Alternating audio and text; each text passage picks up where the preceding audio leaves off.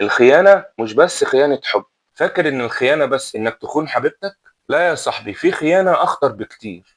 ربنا سبحانه وتعالى قال في القرآن: يا أيها الذين آمنوا لا تخونوا الله والرسول وتخونوا أمانتكم وأنتم تعلمون. يعني الخيانة أنواع، مش كلها عشق ودراما. ما بتصليش، دي خيانة لله. ربك خلقك علشان تعبده وانت نسيه. بتغش، بتكذب، دي خيانة للأمانة.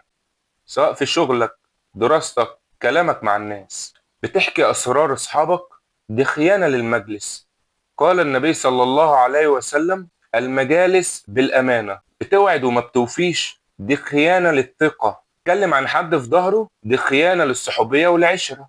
الخيانة مش شرط تكون كبيرة، كلمة، نظرة، تصرف بسيط ممكن يطلعك من دايرة الصدق والأمانة ويوديك في طريق الخيانة وانت مش حاسس. اسأل نفسك: أنا فعلا أمين ولا بخون في حاجات صغيرة كل يوم؟ لو حسيت الكلام ده بيكلمك، ابدأ بنفسك من دلوقتي وراجع حساباتك. اشترك في القناة، شارك الفيديو، ممكن كلمة تغير قلب حد. سلام.